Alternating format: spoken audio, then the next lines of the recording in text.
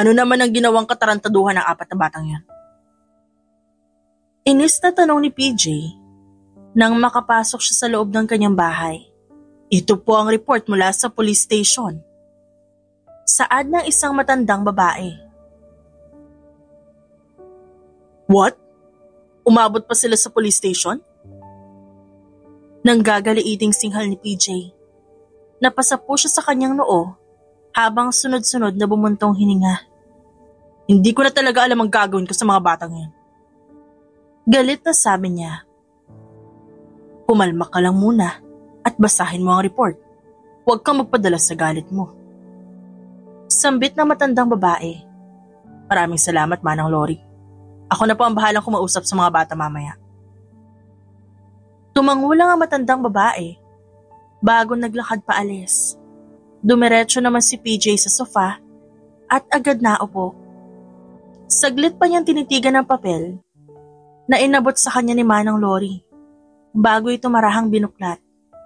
Mas lalong nabalot ng galit si PJ nang mabasa ang nilalaman ng report ng pulis. Napakuyom na lamang siya ng kanyang kamao para piliting pakalmahin ang kanyang sarili. Sa kabila ng galit na nararamdaman ni PJ, hindi niya maiwasang sisihin ang kanyang sarili. Alam niya kasing malaki ang pagkukulang niya sa 4 niyang anak dahil masyado siyang abala sa pag-aasikaso ng kanyang kumpanya. Lumaking walang ina ang 4 na bata at tanging si Manang Lori lamang ang nag-aalaga sa magkakapatid. Hanggang ngayon na binatilyo na ang mga ito. Dad! Gulat na bulalas ng 4 na batang lalaki nang makapasok sila sa bahay. Ang tingin ni PJ natuon sa kanyang mga anak. Nanlilisik ang kanyang mga mata na parang anumang oras maaari siyang manakit. Huminga siya ng malalim bago tumayo at marahang naglakad palapit sa magkakapatid. Nag-iisip ba kayo na maayos? Galit na tanong niya. Sinusubukang panatilihing kalmado ang kanyang boses. Ano naman ang pumasok sa utak niyo? At naisipan niyo magkarera sa daan? Singhal niya. Dad, let me explain. Saad ni MJ. Kasalanan ni TJ ang lahat. Dagdag na sabi nito. Pagkatapos tinuro ang kapatid. Anong ako? Ba't ako? Hindi makapaniwalang giit ni TJ. Baka nakakalimutan mo si CJ ang nagsimula ng lahat. Excuse me? Wala akong kinalaman sa kung anong pinagmula nun ah. Bakit hindi si DJ ang tanungin niyo? Oh, ba't naman napunta sa akin? Kayo to nagtatalo at nagyayabangan. Tapos, isisisi niyo sa akin? Depensa naman ni DJ. Napasapo na lang si PJ sa kanyang noo habang mariing umiiling. Mas lalo lamang siyang nakaramdam ng galit habang kaharap niya ang kanyang mga anak. Ilang beses pang huminga ng malalim si PJ bago muling tumingin sa magkakapatid. Hindi ko kayo binilhan ng mga sasakyan para lamang ganito ang gawin niyo. Seryosong sambit niya. Dahilan para matigil sa pagtatalo ang kanyang mga anak. From now on, hindi na kayo gagamit ng kotse. Magpapahatid kayo kay Mang Julius kung may pupuntahan kayo. Inuubos niyo talaga ang pasensya ko. What? You can't do that, Dad. Hindi makapaniwalang singhal ni TJ. Huwag ka na magpanggap, TJ. Wala ka na rin naman talaga magagamit na kotse. Binangga mo na yung sayo sa poste. Nakangiwing sambit ni MJ. Shut up. No, Dad. Hindi mo pwedeng kunin yung kotse namin. Ginagamit namin yun sa mga lakad namin. Besides, binigay mo na yun sa amin eh. Bakit babawiin mo pa yun? Magkasunod na pagtutol ni DJ at CJ. What's the point? Ako ang bumili nun. Sa akin ang galing yun. Kaya meron akong karapatan para bawiin ang mga yon. Hindi na magbabago ang isip ko. Sana naisip niyo yan bago kayo gumawa ng katarantaduhan sa kalsada. Puro gulo na lang ang pinapasok niyo. Hindi ko na alam kung anong dapat kong gawin para lang mapasunod kayo. You're being unreasonable, Dad. Me? Unreasonable? Hindi makapaniwalang sambit ni PJ. Alam mo ba kung anong pinasok niyong 4? May record na kayo sa mga pulis. Dahil sa ginawa niyo. Tapos sasabihin mo unreasonable? Kung di nyo kaya magpakatino, mas makabubuti pang makulong na lang kayo. Inista ang pa niya. Kung may oras na sana kayo bantayan kami, di sana hindi ganito nangyayari. Pasaring ni CJ. You were too busy with your company. You forgot that you have 4 sons. Mas maganda nga siguro kung makukulong kami. At least mas matatanggap pa namin kung bakit wala kami mga magulang sa bilangguan. Enough! Hindi na kayo mga bata. Utang na loob, 16 years old na kayong 4. Marunong na kayo mag-isip. At alam niyo na kung anong tama at mali. Alam ko may pagkukulang ako sa inyo. Pero hindi sapat yun na dahilan para sirain niyo ang mga buhay niyo. Mabilis na tinalikuran ni PJ ang kanyang mga anak at naglakad papunta sa kanyang kwarto. Narinig pa niya ang pagtawag at paghabol sa kanya ng kanyang mga anak, ngunit hindi niya pinansin ang mga ito. Hindi pa rin nababawasan ang galit na nararamdaman ni PJ at mas makabubuti kung maikakalman niya muna ang kanyang sarili para wala siyang masabing masama sa kanyang mga anak. Alam naman ni PJ ang kasalanan niya, pero umaasa pa rin siya na mauunawaan ng magkakapatid na kailangan niyang asikasuhin ang kanyang kumpanya para hindi ito mawala sa kanila. Sa kabila noon, hindi mapigilan ng lalaki na sisihin ang kanyang sarili. Kahit papaano kasi, tama ang sinabi ng mga bata. Sir? Biglang tawag ni Manang Lori. Hindi na ito nag-abalang kumatok sa pinto. Binuksan niya na ito at agad dumiretso ng pasok. Ako na po ang kakausap sa mga bata. Huwag niyo na po masyadong isipin na nangyari. Napatingin si PJ sa matanda habang naglalakad to palapit sa kanya. Salamat, Manang. Simula nang mamatay ang dating nobya ni PJ, ang ina ng 4 niyang mga anak, si Manang Lori na, ang nag-alaga at nagpalaki sa magkakapatid. Alam naman ni PJ na kailangan din ng kanyang mga anak ng aruga at pagmamahal ng isang ina. Ngunit sadyang, hindi na yun ang nasa isip niya. Kung ano man ang nasabi ng mga bata, pagpasensyahan mo na lang. Sabi ni Manang Lori. Ayos na, Manang. Alam ko naman kung ano ibig nilang sabihin. At alam ko rin naman na mali ako. Hindi ko naman sila masisisi kung gano'n ang nararamdaman nila. Dahil totoo naman na wala ako sa tabi nila habang lumalaki sila. Marahang hinaplos ng matanda ang balikat ni PJ. Basta, lagi mong tatandaan na hindi mo kasalanan ang nangyari, okay? Hindi mo naman ginusto ang mga ito. Sunod-sunod ang naging pagbuntong hininga ni PJ. Maraming salamat talaga, Manang. Hindi ko alam ang gagawin ko kung wala ang gabay mo. Bahagyang natawa si Manang Lori. Halos siya na rin kasi ang nag-alaga at nagpalaki kay PJ. Kaya hindi niya maitatangging malapit ang loob niya sa lalaki. Si Manang Lori na nga ang tumayong ina ni PJ noon. At hanggang ngayon, masaya siyang nasa tabi pa rin siya ng inalagaan niyang bata na ngayon ay lalaki na at may mga anak na rin. Tinutulungan niya ito at ginagabayan. Oo nga pala, nagpunta dito ang daddy mo. Biglang saad ng matanda. Mabilis na nangunot ang noo ni PJ. Po, ano raw pong kailangan niya? Gusto ka niya makausap, pero wala ka naman sa bahay kanina. Puntahan mo raw siya sa bahay niya. May importante siyang sasabihin sa'yo. Mas lalong nabalot ng pagtataka si PJ. Sige po, Manang. Hindi na rin nagtagal ang matanda. Nagpaalam na rin ito para umalis. Ilang minuto pang nanatiling tulala si PJ bago niya napagdesisyon ng maglinis ng katawan para makahiga na at makapagpahinga. Sa kabilang banda, nagtatalo pa rin ang 4 na magkakapatid dahil sa nangyari. Makikitang hindi alintana sa kanila ang naging galit ng kanilang ama. Bagkus, mas iniisip pa nila ang kanilang mga kotse. Kasalanan mo to lahat DJ. Huwag ka nang tumanggi. Ikaw naman talaga nagsimula ng lahat. Inis na singhal ni MJ. Bakit nga ako? Hindi ba't kayo naman nagyayabangan kung sino mas mabilis magmaneho? Depensa ni DJ. Ikaw ang nakaisip na magkarera tayo, di ba? Ikaw may kasalanan at ikaw dapat sisihin. Saad ni CJ. Napangiwi si DJ. Kahit ano pang gawin nyo, hindi na magbabago ang nangyari. Besides, ginusto nyo rin naman. Pare-pareho kayo mayayabang. Nilakad pa ako mamaya, paano ako aalis? Umiiling na sambit ni TJ. Magpahatid ka kay Mang Julius. Natatawang saad ni CJ. Sisiraan ka na ba? Dinalaman ni Dad kung saan ako nagpunta. Natigil sa pag-uusap ang magkakapatid nang makita nila ang pagdating ni Manang Lori. Seryoso ang mukha ng matanda. Marahang naglalakad habang diretso nakatitig sa magkakapatid.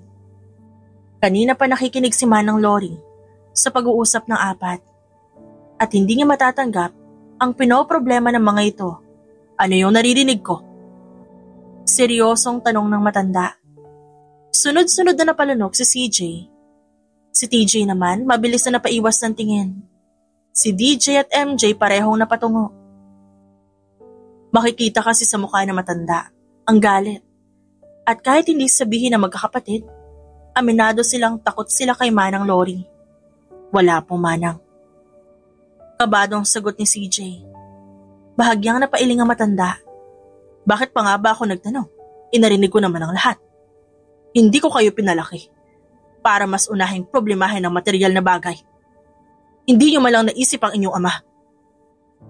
Mabilis na napatungo ang apat na magkakapatid. Ni isa sa kanila walang lakas ng loob na magsalita.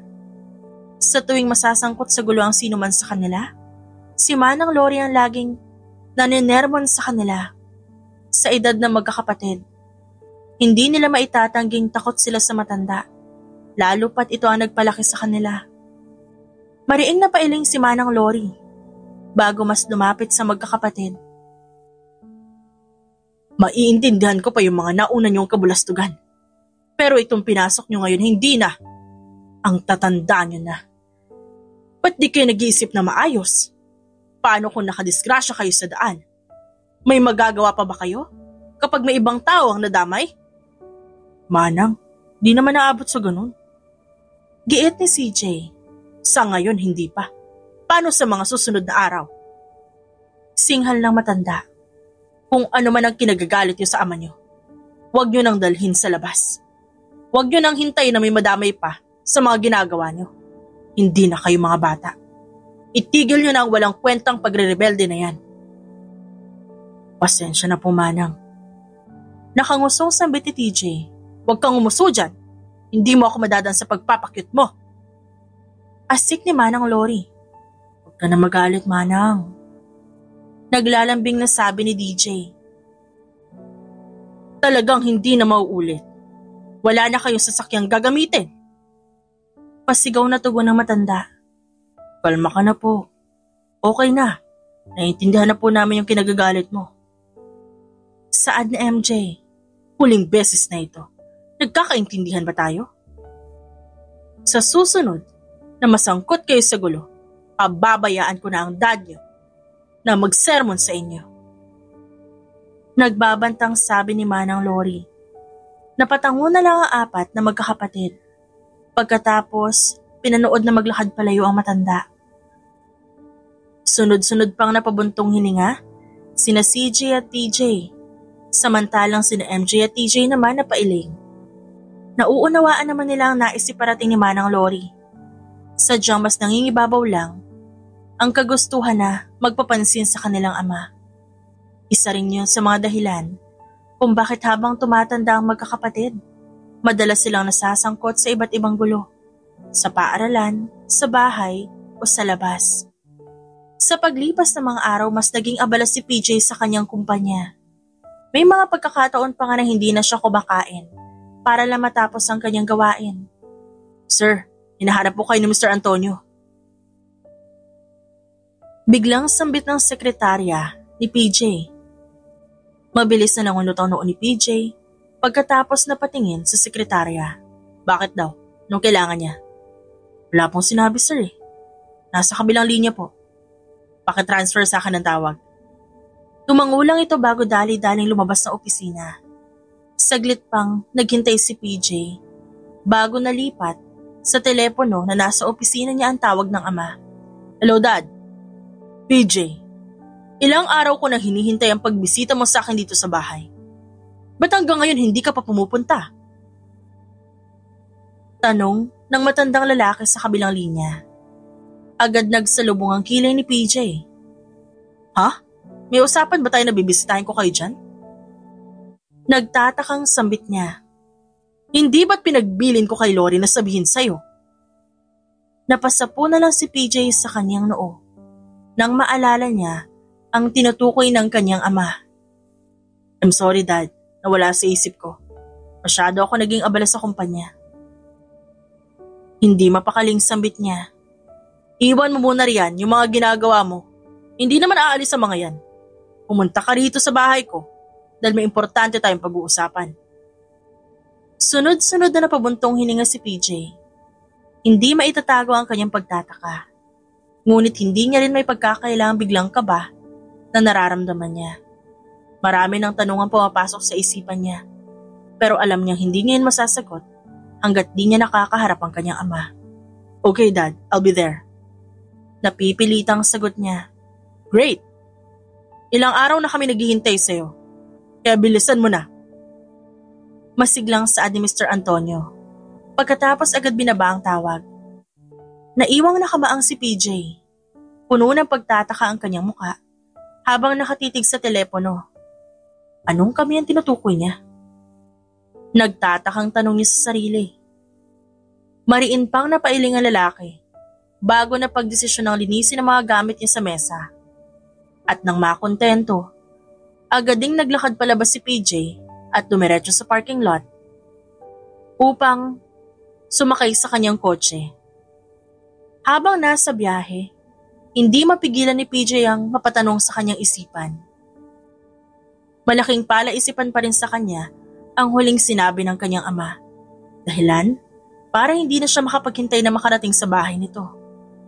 Mas binilisan pa ni PJ ang kanyang pagmamaneho.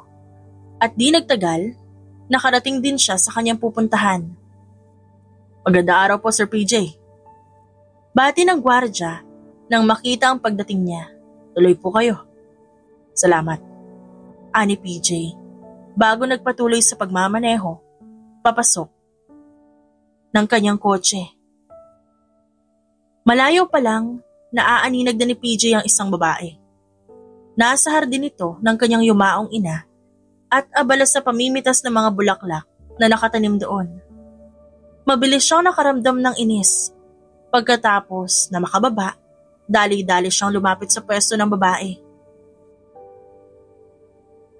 Ayaw na ayaw kasi ng ina ni PJ na may sumisira sa mga bulaklak sa kanyang hardin. Who are you? Seryosong tanong ni PJ, kaya natigilan ang babae. And what do you think you're doing? Naging mabagal ang paglingon nito sa kanya, na agad ding natulala nang makita kung sino ang lalaking kumakausap sa kanya. PJ, paano mo nalaman ang pangalan ko? Sino ka? Anong ginagawa mo dito? Paano ka nakapasok? Ba't mo pinipitas yung mga bulaklak na yan? Sunod-sunod na tanong ni PJ. Bahagyang natawa ang babae sa inasta ni PJ. I'm Shine. It's nice to finally meet you. Nakangiting pagpapakilala nito. Marami nang nakwento sa akin si Mr. Antonio tungkol sa'yo at siya rin ang nag-imbita sa akin na pumunta dito. Napatitig siya sa mga hawak niyang bulaklak. Magaganda ang mga bulaklak na to, kaya naisipan ko mamitas ng ilang piraso. I don't care. Biglang singhal ni PJ. Mababakas ang galit sa tinig nito at sa mukha nito. Ayaw ni Mommy na may pumipitas sa mga bulaklak dito sa garden niya. You're ruining the beauty of this garden. Hindi na itago ni Shine ang kanyang takot habang titig na titig siya sa lalaking nasa kanyang harapan. Mabilis siyang binitawan ng mga bulaklak na hawak at bahagyang lumayo kay PJ. I'm sorry, hindi ko sinasadya. Hindi ko naman kasi alam. Of course, di mo alam. Sino ka ba kasi para malaman mo tungkol sa bagay na yun? Mabilis na napatungo si Shine. Magkahalo ang takot at hiya ang nararamdaman niya ng mga sandaling yun.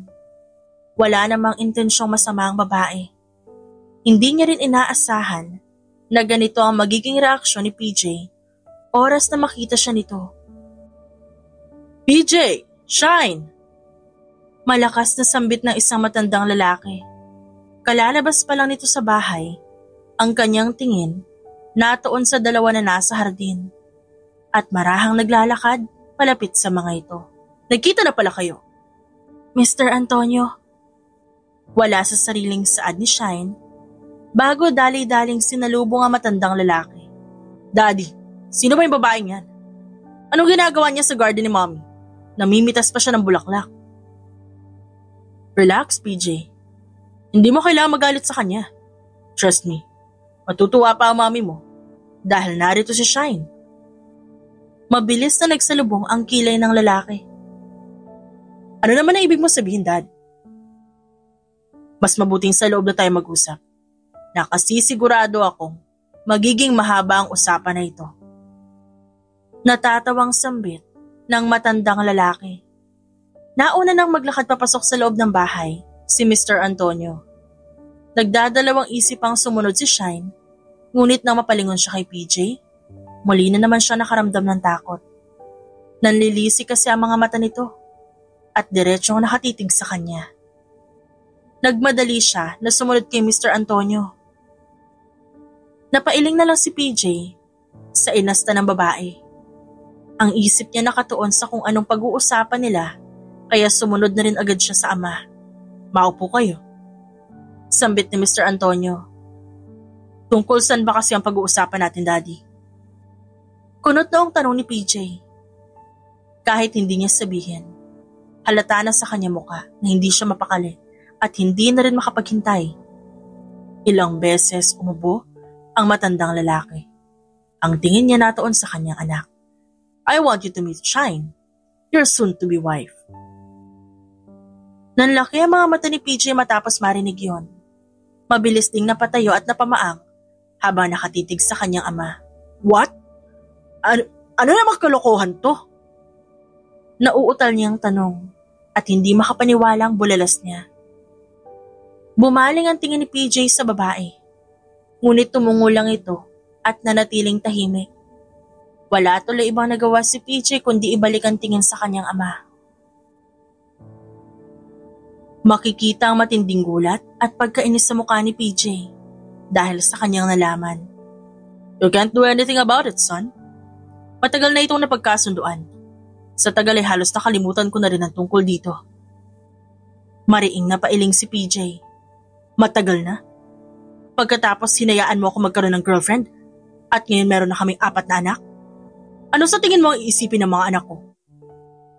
Wala namang magiging problema doon, right? Eunice died 16 years ago. Nagre-rebelde ang mga anak mo dahil naghahanap sila ng kalinga ng isang magulang, which you can't give. Kaya nga dapat magpasalamat ka pa. Dahil magkakaroon ka ng babaeng magiging katuwang mo sa buhay. Mabait si Shine, maganda rin, masipag, may pinag-aralan. At higit sa lahat mapagmahal na babae. Hindi ka nalugi sa kanya, bagkus maswerte ka pa. No, hindi mo to pwedeng gawin, Dad. Hindi na ako bata. Higit sa lahat, hindi na uso ang arranged marriage sa panahon ngayon. Wala ka ng ibang pagpipilian, PJ. Nakaschedule na ang araw ng kasal niyo. And I want you to know her more before that day comes. Seryosong saad ng matandang lalaki. Hindi mo siya pwedeng saktan, pagsalitaan ng kung ano, at higit sa lahat ay bastusin. Ako mismo ang makakalaban mo oras na gawin mo yon. At oras na may gawin ka hindi maganda kay Shine. Napaismid na lang si PJ sa kanyang narinig. Really, Dad? Matanda na ako. Hindi mo na ako pwedeng utusan pagdating sa mga bagay na yan. I can make my own decision. Kayang-kaya kong tanggihan ang kasal na sinasabi mo. Nang gagalaiting sambit niya, bahagyang natawa si Mr. Antonio. Pagkatapos ay tumayo. Marahan siyang naglakad palapit sa pwesto ng babaeng naroon na nananatili pa rin nakatungo. Go ahead, PJ. Gawin mo anong gusto mo. Basta, ito ang tandaan mo. Oras na tumanggi ka sa kasal na to. Pagsisisihan mo. Nag-iisa lang si Shine at di ka makakahanap ng tulad niya.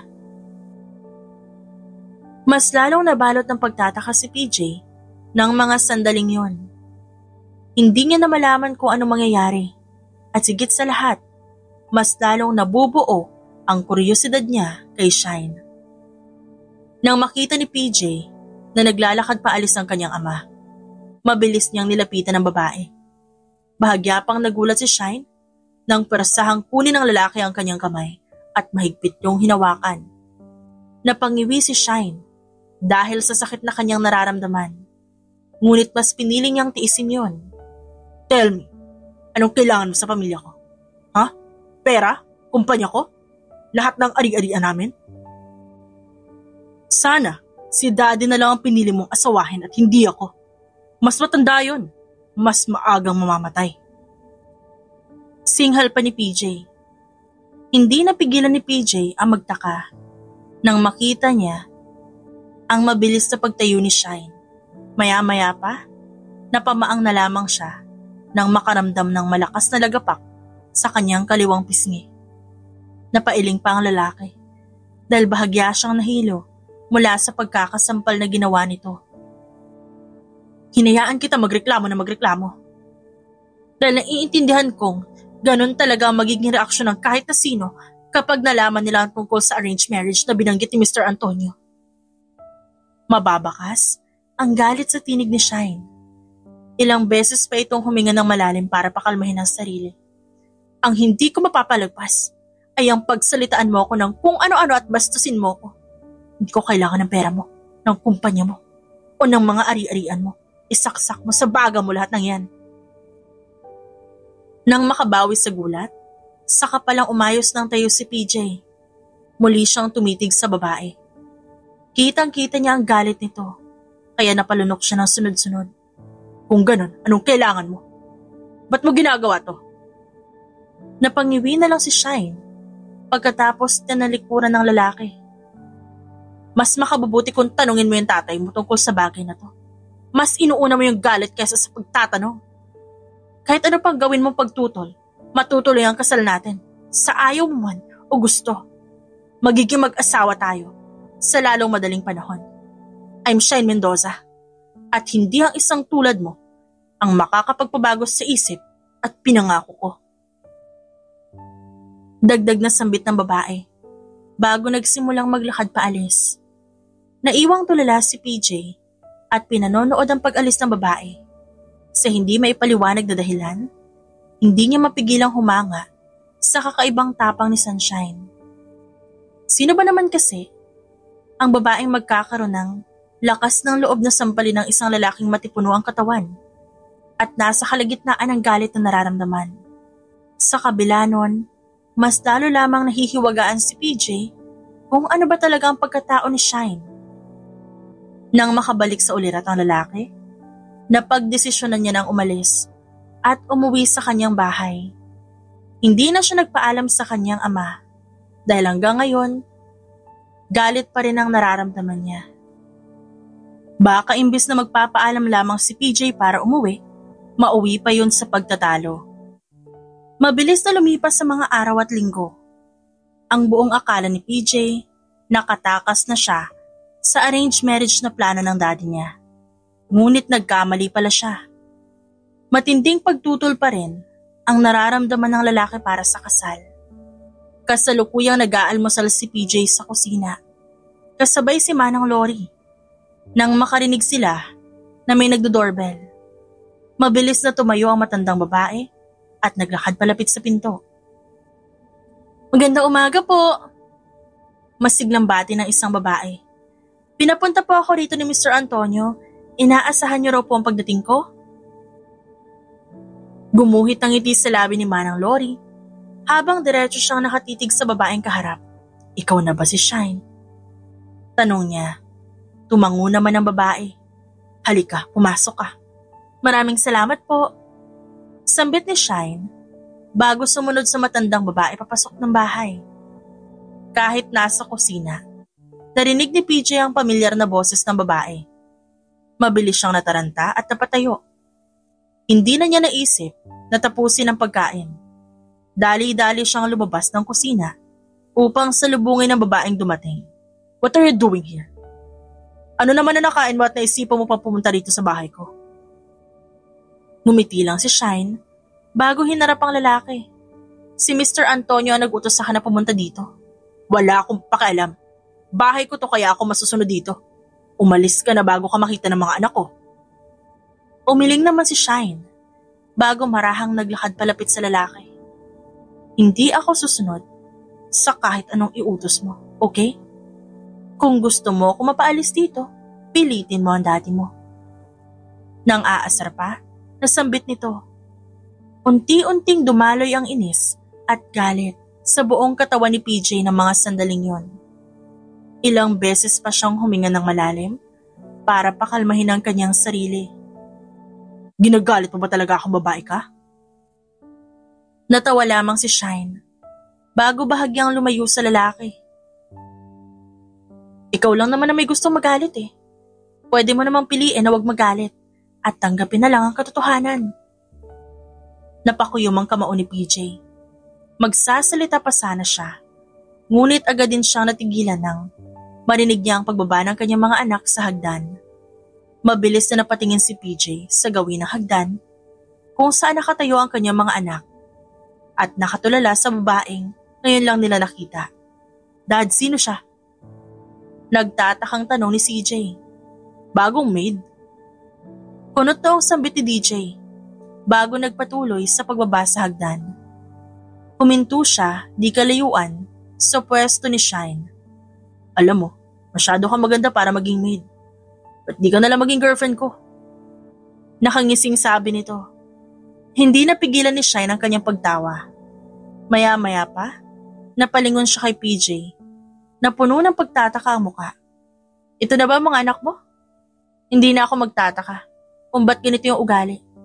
At dating nila, may pinagmanahan naman pala. Sambit niya. Maya-maya, magkakatabi na ang apat na magkakapatid at pare-parehong nakatitig sa babae.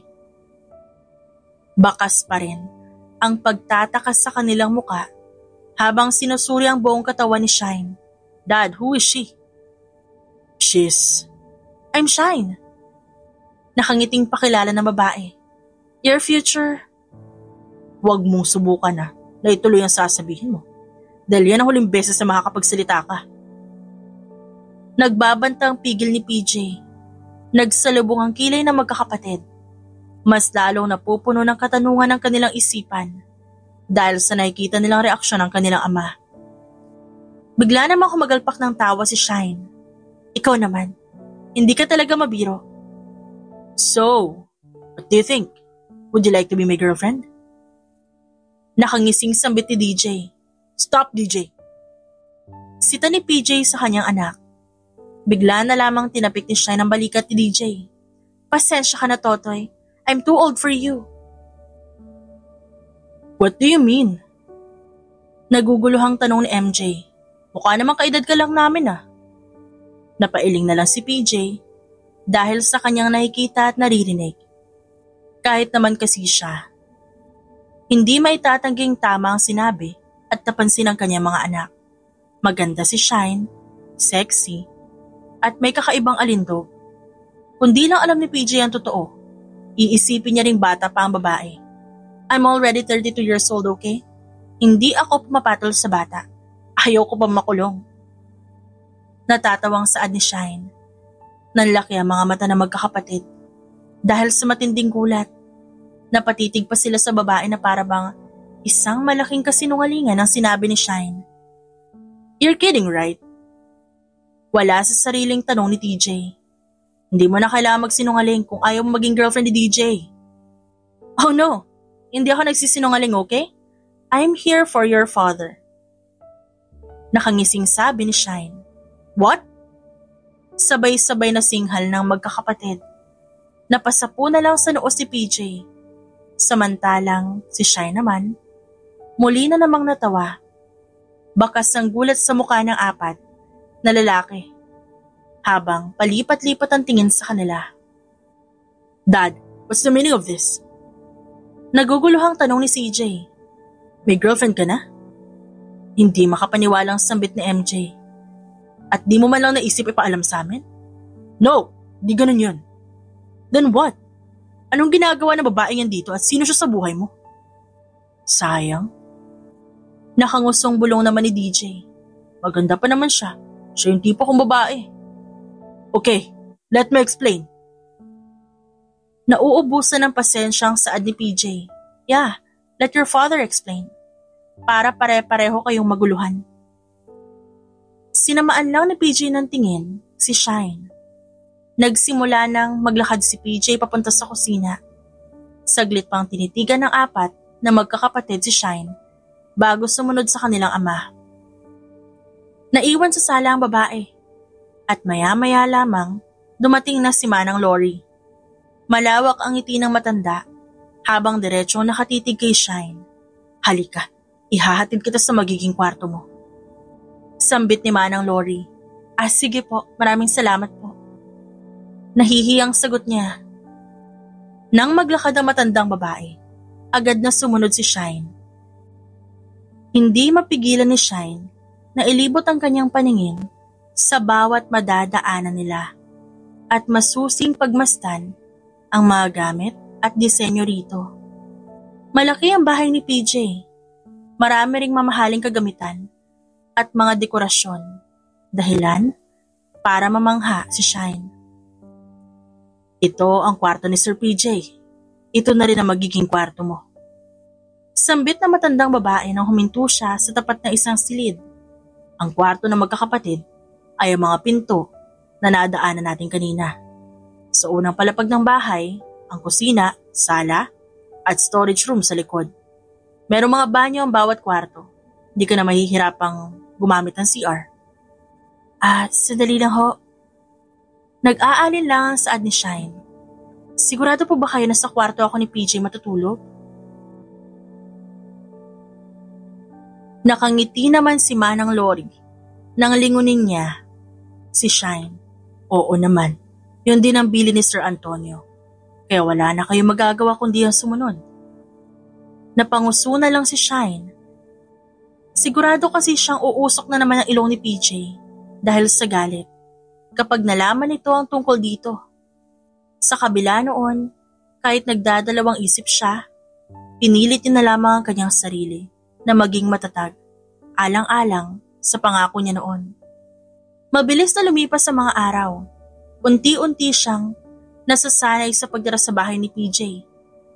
Ang tanging pagsubok na lamang para sa babae ay ang apat na magkakapatid at si PJ mismo. Ilang araw nang hindi umuwi si PJ sa bahay dahil abala sa kumpanya. Ang magkakapatid naman, madalas wala sa araw dahil pumapasok sa eskwelahan. Tanging sila lang ni Manang Lori ang naiiwan sa bahay.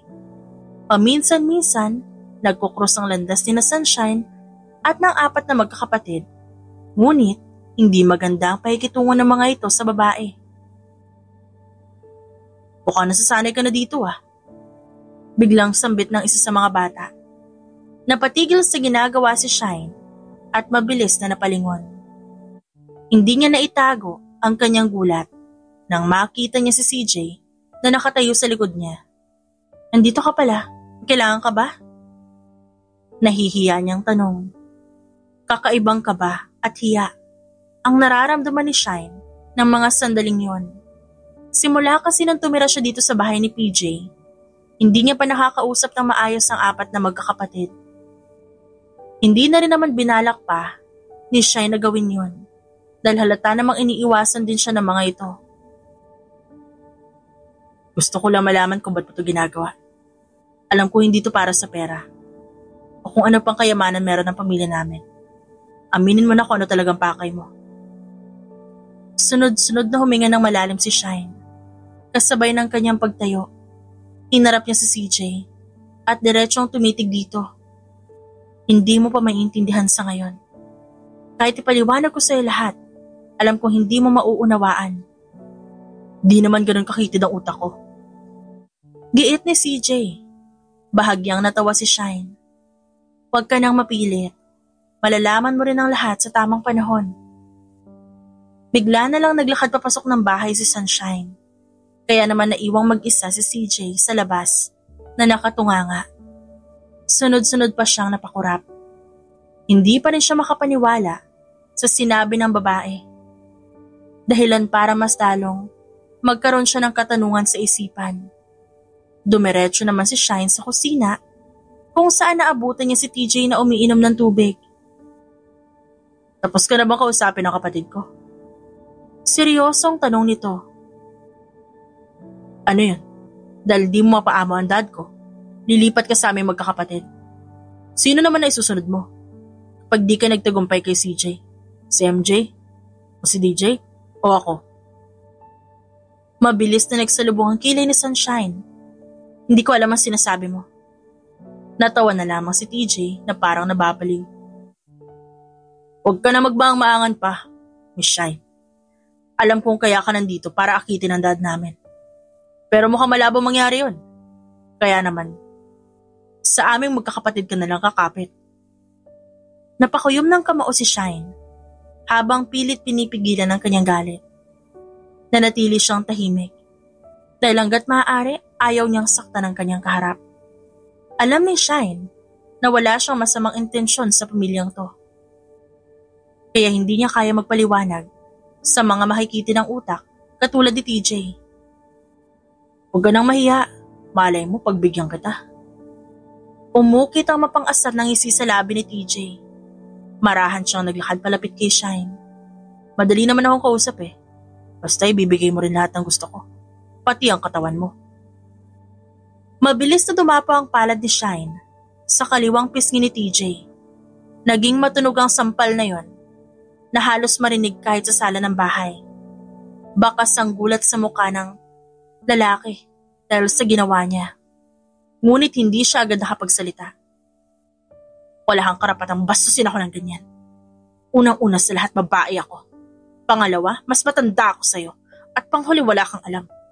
Wala ka sa lugar para husgahan ako at pagsalitaan ng ganyan. Ginagawa ko lahat para maging malapit sa inyo. At makuha ang loob niyo.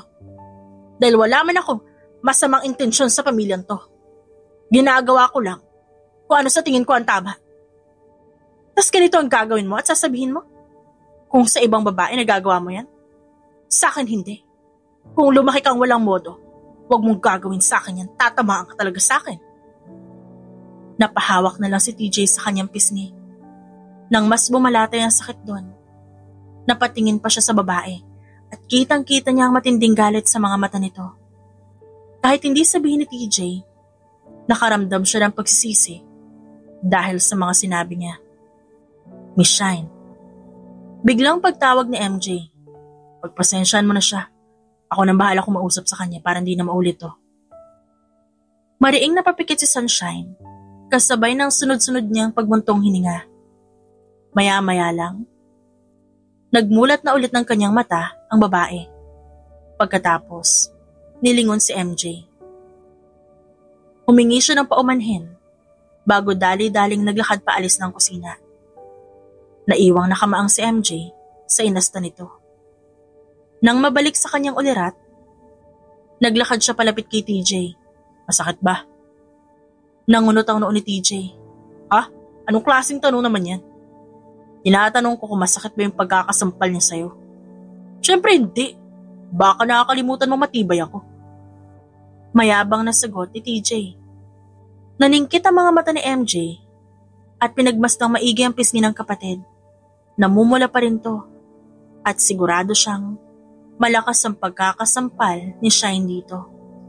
Maya-maya, buong pwersang sinuntok ni MJ ang kapatid. Dahil sa gulat, hindi na nakaiwas si TJ. Agad siyang tumilapon dahil sa lakas nun. Nakalimutan mo na bang dapat nirerespeto ang mga babae? Ano naman nakain mo at sinabihan mo si Shine ng ganon? Kung narinig ka ni Manang Lori, hindi lang yan ang makukuha mo. Ayusin mo yung ugali mo kapag nandito ka sa bahay dahil di ka na bata. Marahan siyang naglakad palapit sa kapatid. Dahil sa pambabastos mo kay Miss Shine, parang binastos mo na rin si Mommy, si Manang Lori, si Lola. Kung di pa pumapasok sa isip mo, hayaan mong sabihin ko sa'yo. Dapat kang mahiya sa sarili mo. Hindi magawang sumagot ni TJ. Dahil maya-maya lang, naglakad na paalis si MJ. Sinubukan pang habulin ni MJ si Sunshine. Ngunit, hindi niya ito naabutan. Kaya napagdesisyonan niya na lamang na pumunta sa kanyang kwarto para makapagpahinga. Ilang minuto pa lang nakakahiga si MJ, bigla siyang nakarinig ng sunod-sunod na katok sa pinto ng kwarto niya. Hindi na siya nag-abalang tumayo para buksan yon. Agad din namang dumiretso ng pasok si DJ at naglakad palapit sa kama niya. I saw what you did. Bakit pinoprotektahan mo ang babaeng yan? Napataas na isang kilay si MJ. I'm not protecting her. Hindi tayo pinalaking bastos ni Manang Lori. Pinaalala ko lang yung kay TJ. Gano'n na din yun. Na hindi pa nga natin alam kung anong pakay na babae yun sa pamilya natin eh. It's none of our business. Si Dad ang pinunta niya rito. Kaya bahala na siyang mamroblema sa babaeng yun. Besides, kung may masama talagang pakay ang babaeng yun sa pamilya natin, ba't hanggang ngayon wala pa rin siyang ginagawa? Ilang linggo na siyang nandito sa bahay natin. Pero wala naman siya ibang ginawa kundi mga gawaing bahay at pagtatanim sa labas. Huwag mong sabihin na nadadala ka sa pagpapanggap na babaeng yon. Inis na tanong ni DJ. Sino ba kasi nagsabi sa'yo na nagpapanggap si Miss Shine? Hindi niyo ba napapansin? Natural lahat ang kilos niya. Kahit sinasabi niya walang bahid ng kasinungalingan. Kayo lang naman to humuhusga sa kanya eh. Kaya ganyan tingin niyo sa kanya. So hahayaan mo na lang siya makapasok sa pamilya natin? Hindi mo man na ba naisip na tutol din si Dad sa kasal nilang dalawa? Di ba dapat tinutulungan natin siyang pigilan yun? Bahagyang natawa si MJ. Let me give you some advice. Umupo siya sa kanyang kama at diretsong tinitigan ng kanyang kapatid. Isipin mo ito mabuti. Kung tutol talaga si Dad sa kasal na to, matagal na sana siyang gumawa ng paraan para matigil to. Ilang linggo nang nandito si Miss Sunshine, pero wala namang ginagawa si Dad. Kapag umuwi si Dad, pagmasdan mo siyang maigi. Obserbahan mo. Makikita mo sa mga mata niya yung kakaibang tingin kapag kaharap niya si Miss Shine. Sigurado akong sa una, hindi ka maniniwala. Pero dadating din ang araw na malalaman mo ang totoo. Makahulog ang saad ni MJ. Puro kalokohan pa rin talaga lumalabas sa bibig mo. Hindi ako maniniwalang mahuhulog si Dad sa isang babaeng katulad nun. Suit yourself, brother. Now, get out of my room. Napangiwi na lang si DJ bago dali-daling naglakad palabas. Hindi pa rin siya makapaniwala sa mga sinabi ng kanyang kapatid. Pero may parte sa kanyang isipan na gustong makita ang mga yon. Sa paglipas ng mga araw, unti-unting napalapit si Shine kina CJ at MJ. Kahit ang babae, hindi yun inaasahan. Pero nagpapasalamat siya. Dahil kahit papano, sina DJ at TJ na lang ang kailangan niyang paamuhin. Samantala kahit abala sa kumpanya si PJ, laman pa rin ang kanyang isipan si Shine. Kahit anong pilit pa ang gawin niya para maalis ang babae yun sa kanyang isip, bigo siya. Hindi rin maitatanggi ni PJ na mayroong nagbago sa kanya simula nang dumating sa buhay niya at bahay na tinitirhan niya si Sunshine. Kahit madalas siyang hindi umuuwi, ay alam niyang malaki ang naging epekto ng pagdating ng babae sa kanilang buhay. Mr. Antonio! Gulat na bulalas ni Manang Lori nang makita niya ang pagdating ng matandang lalaki. Dad, what are you doing here? Gusto ko lang bisitahin si Shine para malaman ko ang kalagayan niya dito sa bahay mo. Maraming nakarating sa akin tungkol sa nangyayari sa nakalipas na buwan. Bahagyang tumikim ang matanda pagkatapos na baling ang tingin kina DJ at PJ. Gusto ko rin namin makausap. Isang matandang lalaki ang sunod na pumasok sa bahay at tumabi kay Mr. Antonio. Mas lalong nangunot ang noo ni PJ dahil sa labis na pagtataka. Ngunit kasabay nun ay hindi maipaliwanag na kaba ang kanyang nararamdaman. Sa opisina na lang po tayo mag-usap. Ang tingin ni Mr. Antonio nakatuon kina DJ at TJ. Sumama kayo. Yes po, Lolo. Tarantang saad ng dalawa. Habang naglalakad papunta sa opisina ni PJ, Natuon ang atensyon ng dalawang matandang lalaki sa bintana, lalo na nang marinig nila ang malakas na tawanan mula sa labas.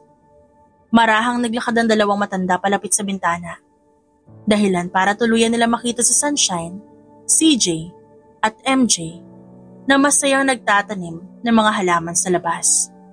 Napangiti ang dalawang matanda habang pinanonood ang tatlo na nagkukulitan sa labas. Kung titignan silang maigi para sila mag-ina na masayang nagbabonding sa labas. Maya-maya lang, nagpatuloy na ulit sa paglalakad ang mga matatanda, bakas ang matinding tuwa sa kanilang mga muka, hanggang sa makapasok sila sa opisina ni PJ. "Manang Lori!" Malakas na sigaw ni PJ. Maya-maya lang, humahangos na pumasok ang matandang babae sa opisina. "Yes po, sir. Pakidalhan ho kami na maiinom at merienda."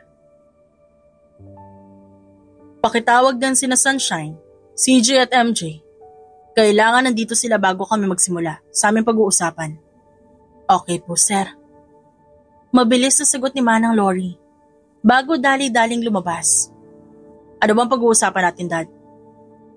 Kunot na ang tanong ni PJ dahil kanina pa siya nangangating magtanong at hindi siya mapakali.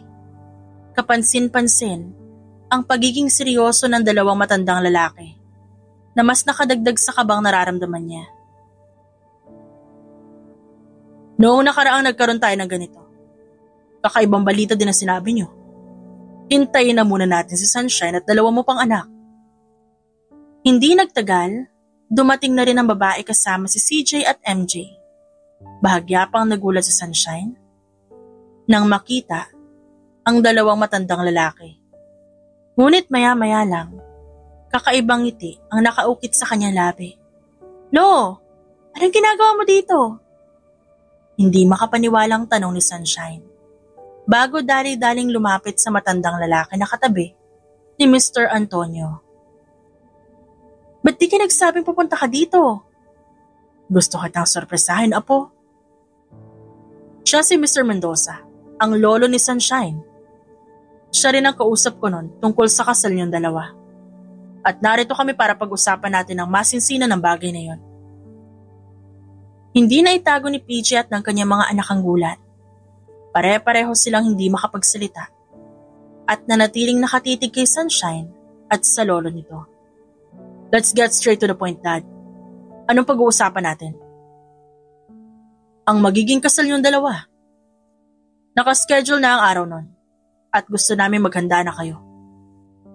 Mabilis na paiwas ng tingin si PJ. Kung noong una matinding pagtutol ang ginawa niya, ngayon mas pinili niyang tumahimik. Napansin niyo ni Mr. Antonio, kaya gumuhit ang kakaibang ngiti sa labi nito. "Teka sandali, hindi man lang ba kami tatanungin kung payag kami na maikasal si Dad sa babaeng yan?" Kunot noong sabi ni DJ. "Oh yeah, the quadruplet son." Nakangiting saad ni Mr. Mendoza. "Sige, tatanungin namin kayo ngayon. Pero ngayon pa lang sinasabi ko na sa inyo, wala kayong magagawa para pigilan ang kasal." "What? Pinagloloko niyo ba kami?" Inis na asik ni TJ. "Manners, TJ." Sita ni CJ sa kanyang kapatid. "Huwag mo nga akong pakialaman." Singhal ni TJ. "Ni hindi nga namin alam kung ano talagang pakay ng babaeng sa pamilya namin eh. Ano naman nakain niyo para isipin na basta-basta na lang kami papayag maikasal si Dad sa kanya?" Bigla na lang natawa si Mr. Mendoza na maya-maya lang sinabayan ni Mr. Antonio. Nanatiling tahimik si Shine habang si PJ at ang kanyang mga anak hindi na maipinta ang muka sa labis na pagtataka. Mukha talagang wala kayong alam. "Daddy, pwede bang sabihin mo na sa akin ang totoo?" Ilang segundo pang tumawa si Mr. Antonio bago siya kusang tumigil. Ilang beses pa siyang umubo para diretsong tumitig sa kanyang anak. "Sunshine, or Shine, is Eunice's best friend." "Ano?" Gulat na bulalas ni PJ bago nabaling ang tingin sa babae. "Ba't hindi mo man lang nasabi sa akin?" Huminga ng malalim si Sunshine. "Dahil yun ang gusto mangyari ni Eunice. Gusto niya makilala at makita mo ako bilang ako at hindi bilang kaibigan niya. Mariing na pailing si PJ. This doesn't make any sense. Bakit hindi ka man lang niya nabanggit sa akin nun? Nasa ibang bansa si Shine, noong mga panahong nagde-date pa lamang kayo ni Eunice. Sagot ni Mr. Mendoza. Bukod sa'yo, sinabi rin ni Eunice kay Shine ang tungkol sa komplikasyon ng pagbubuntis niya. Si Eunice din ang nakaisip na magkaroon kami ng kasunduan ni Antonio para ipakasal kayong dalawa ni Shine ngayon. Kung ganon, ibig sabihin. Nanlalaki ang mga mata ni PJ. Hindi niya naituloy ang sasabihin dahil naramdaman niya ang pagpatak ng kanyang luha. Yes, alam ni Eunice na mamamatay siya oras na isilang ang mga anak niyo. Kaya bago mangyari yun, inayos niya ang lahat para sa arranged marriage niyo ni Sunshine.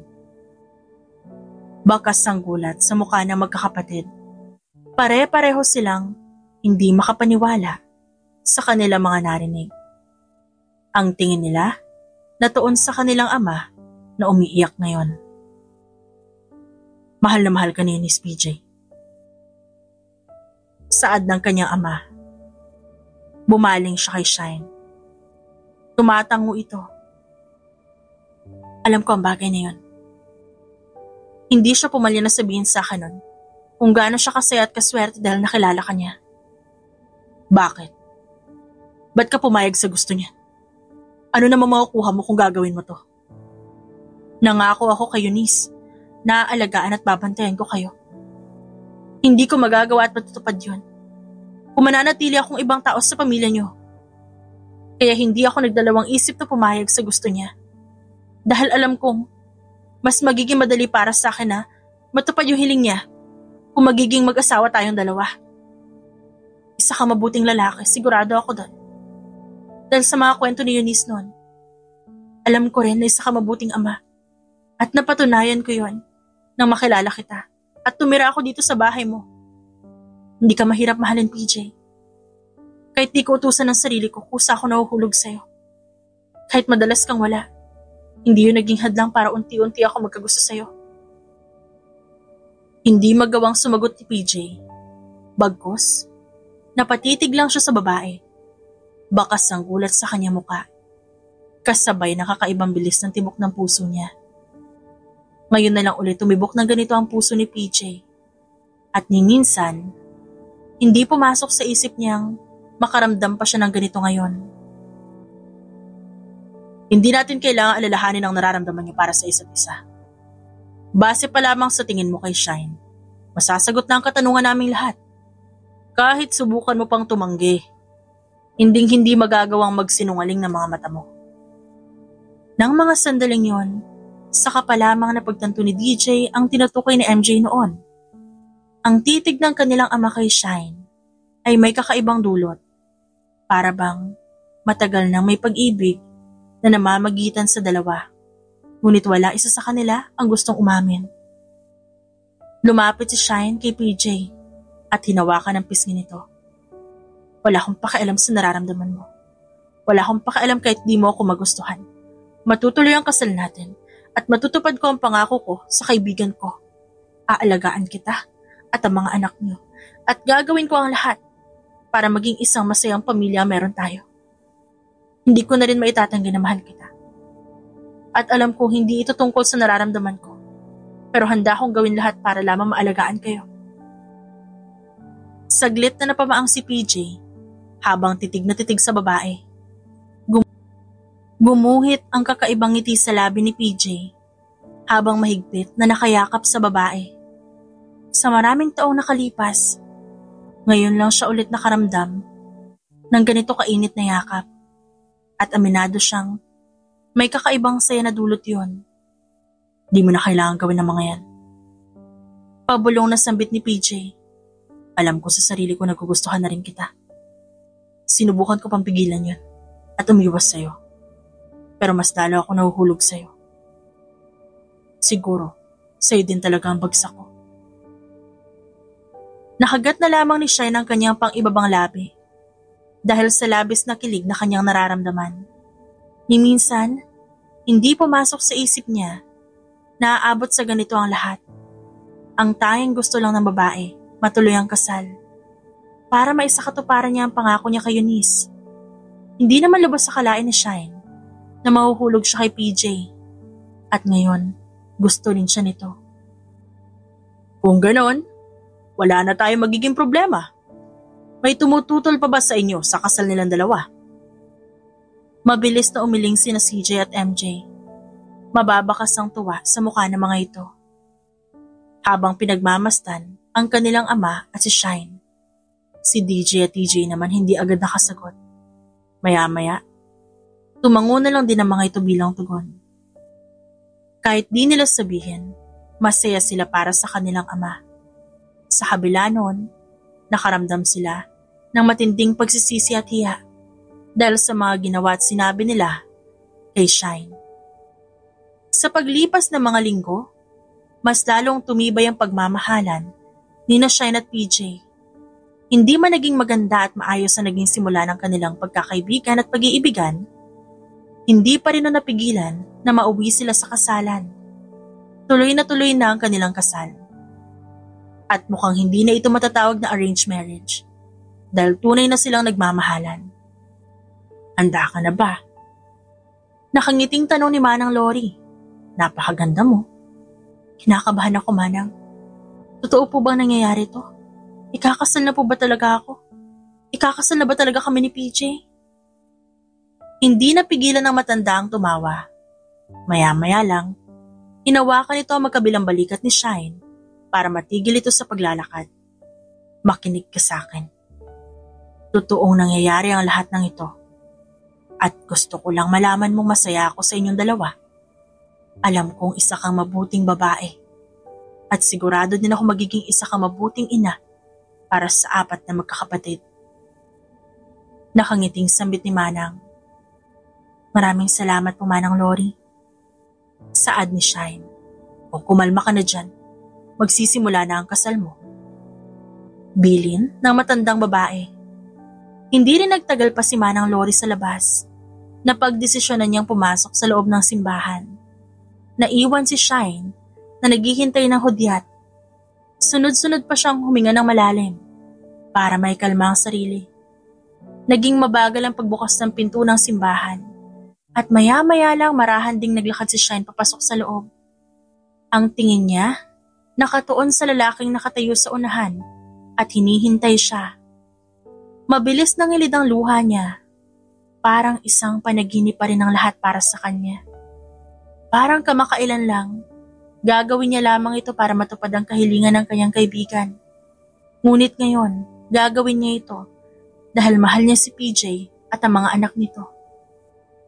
Huwag kang umiyak ka po. Masisira ang makeup mo. Sita ni Mr. Mendoza. Alam ko maganda ka, pero sayang naman ang paglalagay mo niyan. Puro ka talaga biro, Lolo. Nakangusong singhal ni Shine. Sinabayan ng matandang lalaki na maglakad ang kanyang apo hanggang sa makarating sila sa unahan ng simbahan. Kakaunti lang ang mga imbitado, pero sapat na yon para maging masaya si Shine at PJ. Ingatan mo ang apo ko, PJ. Makakaasa ka po, Mr. Mendoza. Ano ka ba? Lolo na lang dinitawag mo sa akin. Sige po, Lolo. Nang umalis si Mr. Mendoza, natuon ang tingin ni PJ kay Shine. Hanggang ngayon, hindi pa rin siya makapaniwala sa kakaibang ganda ng babae. Sa mga nagdaang araw, unti-unti na rin napagtanto ni PJ kung gaano niya kamahal si Shine. Na noon, pinipilit pa niyang baliwalain at pigilan. Stop staring at me. Why? You're so beautiful. Napangiwi ang babae. Patrick Jordan de la Vega, you have plenty of time to stare at me at home. Sa ngayon, ituan mo muna yung atensyon mo sa kasal natin. Bakit? Gustong-gusto mo na ba talaga ako mapangasawa? Nakangising pangaasar ni PJ. Napairap na lang si Shine, ngunit hindi na rin magawa magsalita nang dumating ang pare. Mabilis nagsimula ang seremonya ng kasal. Hindi man sabihin ni Shine at PJ Ngunit masaya sila at punong-puno ng pagmamahal ang kanilang puso. Nang magpalitan sila ng I do, alam nilang panatag na ang puso nila at isipan. Para kay Shine, sa wakas matutupad niya na ang pangako niya kay Eunice. At higit sa lahat, magiging asawa niya ang lalaking hindi niya inaasahang mamahalin niya. Walang paglagyan ng saya na nararamdaman niya ng mga sandaling yun. At makikita yun sa kanyang mata at muka. You may now kiss the bride. Anunsyo ng pare. Nagsigawan ng mga tao sa simbahan. Sa pangunguna na rin ng 4 na magkakapatid. Masaya sila para sa kanilang ama. At higit sa lahat, nasasabik na rin sila dahil magkakaroon na sila ng matatawag na ina. Sa kabila ng pagre-rebelde nila habang lumalaki. At lahat ng yun ay nagbago nang dumating sa buhay nila si Shine. Unti-unti, naging matino ang kanilang pag-uugali. At unti-unti, lumalaki silang may mabuting asal. Mabuhay ang bagong kasal! Malakas na sigaw ni CJ. Naging hudyat naman yun para kay PJ. Naging mabagal ang paglapit ng mukha niya sa mukha ni Shine. At nang maglapat ang kanilang labi, pareho silang napapikit. Naging malakas ang hiyawan at palakpakan. At halos umugong yun sa buong simbahan. Maya-maya lang, naglapitan na ang 4 na magkakapatid sa kanilang ama. Bakas ang kakaibang ngiti sa kanilang mga labi. Senyales ng labis na tuwa na kanilang nararamdaman. Sa kabila noon, natuon ang tingin ni Shine kina DJ at TJ dahil hindi mapakali ang mga ito. Parang may gustong sabihin pero hindi magawa. Sige na, magsalita na kayo. Nagkatingin na ng dalawa bago na patungo. Gusto lang namin humingi ng tawad sa nagawa at sabi namin nun. Lumawak ang ngiti ni Shine. Huwag niyo nang isipin yon. Matagal na nangyari yon at naiintindihan ko naman kayo kung ba't niyo nasabi yon. Kahit nagulat, napangiti na lang din si TJ at DJ. Maya-maya, umakbay sa kanila sina CJ at MJ. Saglit na nagtawanan at nagkulitan bago na pagdesisyon ng lumabas ng simbahan. Thank you. Saad ni PJ sa kanya. Para saan? Para sa lahat. Alam kong ginawa mo ang lahat para mapalapit sa mga anak ko nun. Nagpapasalamat ako. Dahil mas inuna mong isipin yon kesa sa sarili mong kagustuhan. Siyempre, kung maikakasal tayo, araw-araw ko sila makakasama sa bahay. Kaya gusto ko magkasundo na kami bago pa mangyari yon. Para hindi na ako mahirapan makisama sa kanila. Ngumiti si PJ. I love you.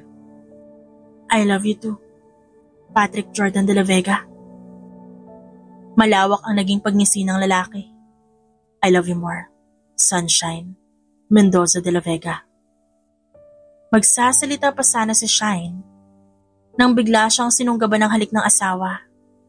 Siguro nga, nakatadhanang maging mag-asawa sina Shine at PJ. Ang kanilang pagtatagpo at pagkakakilala, naging simula para mabuo ang hindi nila inaasahang pag-ibig. Nakatakdaman silang ikasal dahil sa kasunduan ni na Mr. Antonio at Mr. Mendoza noon. O kahit walang ganon, sigurado magkakatuluyan silang dalawa.